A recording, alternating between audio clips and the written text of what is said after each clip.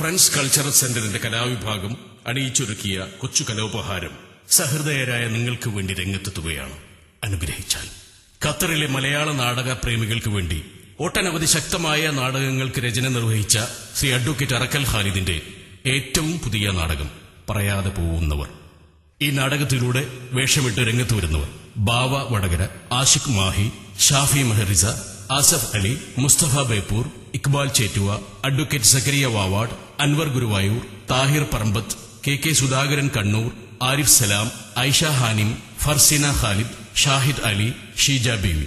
ശബ്ദം നൽകിയവർ ഇനാസ് നാസിമുദ്ദീൻ, സുഹൈൽ, എവിഎം ഉണ്ണി. ശബ്ദവും വെളിച്ചവും മജീദ് സിംഫണി ദോഹ.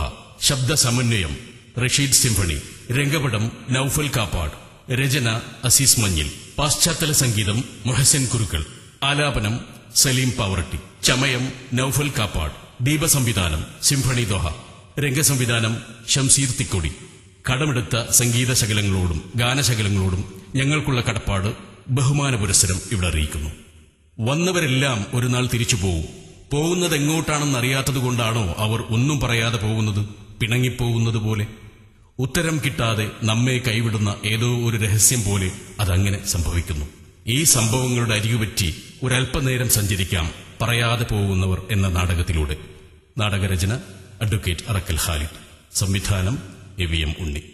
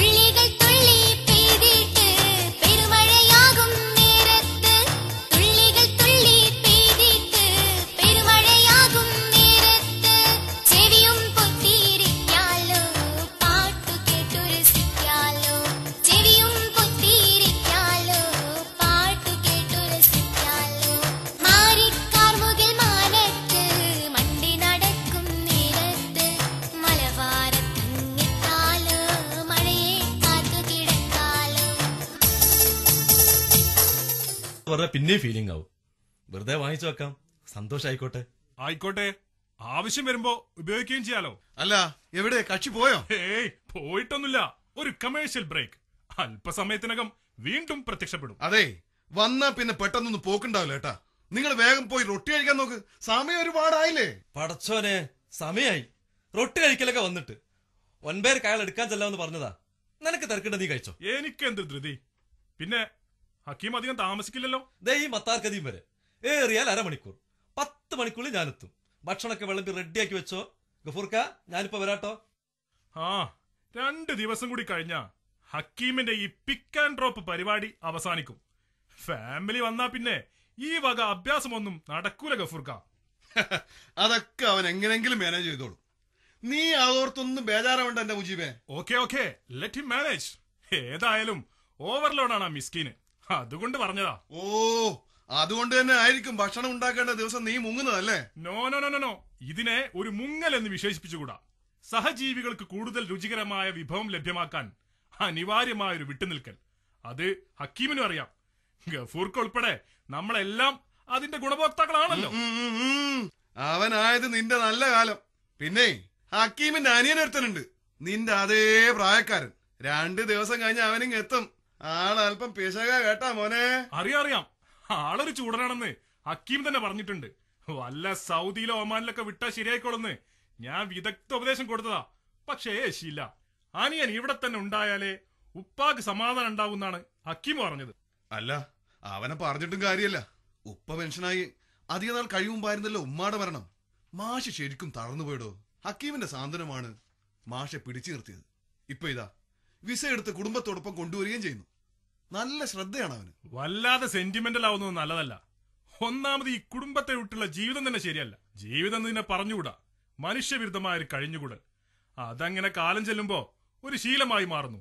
പിന്നെ വിട്ടയച്ചാലും പോകാനിഷ്ടല്ലാത്ത മതിലുകളിലെ ബഷീറായി മുടി കറുപ്പിച്ചും മൂക്കിലെ രോമം പിഴുതും ഇവിടെ ഇങ്ങനെ കാലം കഴിക്കുക തന്നെ കഷ്ടം. നിന്റെ മതില് പണിത് വരുന്നതല്ലേ ഉള്ളൂ മുജീബേ. ഇൻഷാ അല്ലാ ആയുസ് ഉണ്ടെങ്കിൽ നമുക്ക് കാണാം. അതിനാളെ വേറെ നോക്കണം. മുജീബ് നാട്ടിൽ പോയാ പിന്നെ ഇങ്ങോട്ട് കാല് കുത്തുന്ന പ്രശ്നമേ ഇല്ല. ദാ മോനെ കൊതിപ്പിക്കല്ലേ. ഇങ്ങനെ ഓരോ പോക്കിനും വീമ്പിളക്കിയ വമ്പന്മാരാണ് ഇന്ത്യൻ എംബസിയിൽ 6ാമത്തെ പാസ്പോർട്ടിന് അപേക്ഷ പൂരിപ്പിച്ച് തണ്ടലിന് കൈയൂന്നി ക്യൂ നിൽക്കുന്നതിൽ അധികം പേരും. ഹലോ, വാലൈക്കുമുസ്സലാം. കുറച്ചേരായി. ഇല്ലല്ല, ഒരു 10 മണിയെങ്കിലും ആകും. ആര് പറഞ്ഞു? ഞാൻ 1-2 പ്രാവശ്യം ട്രൈ ചെയ്താ. റിയൽ എസ്റ്റേറ്റും റബ്ബർ എസ്റ്റേറ്റും നടക്കട്ടെ. ദേ സാധനം കിട്ടി. ഒരു പ്രയാസം ഉണ്ടായില്ല കണ്ടുപിടിക്കാൻ. എന്താ സാധനം? അത് ഹക്കീമിന്റെ പുതിയ അടുക്കളയിലേക്ക് ഒരു mixie. Sponsored by Natyaguru Adithyadas. അത്രയ്ക്കൊന്നുമില്ല ഗഫൂർക്ക. കുട്ടികളൊക്കെ വരുന്നതല്ലേ, തൽക്കാലം ഉപയോഗിക്കാനാണ്. അവിടെ വെറുതെ ഇരിക്കുന്നതാ. എന്നാ അവൻ വരുമ്പോ കൊടുക്കാം.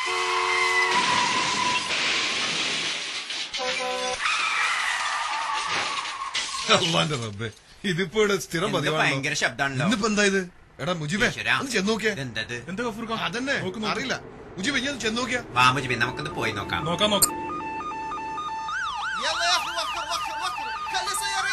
മുജീബേ എന്താ? എടാ ഒന്ന് ചെന്ന് നോക്കടാ. ഒന്ന് അങ്ങോട്ട് ചെന്ന് നോക്ക്. മലയാളികൾ ആരെങ്കിലാണോ മുജീബേ? എടാ ഒന്ന് ചെന്ന് നോക്ക്. മലയാളി പോലീസിനോട് അടുക്കാനായി സമ്മതിക്കുന്നില്ല. നിങ്ങളത് മിണ്ടാതിരിക്കും. ഞാൻ പോയി നോക്കിട്ട് വരാം.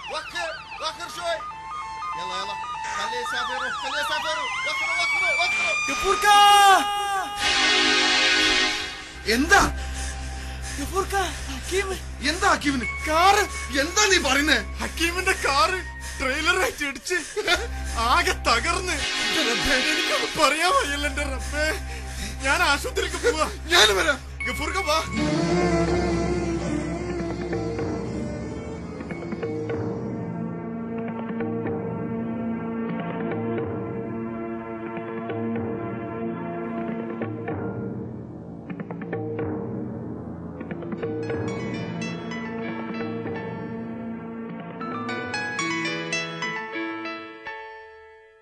ഹലോ, അതെ. ഹക്കീമിന്റെ റൂമില് അതെ ഗഫൂറാണ്.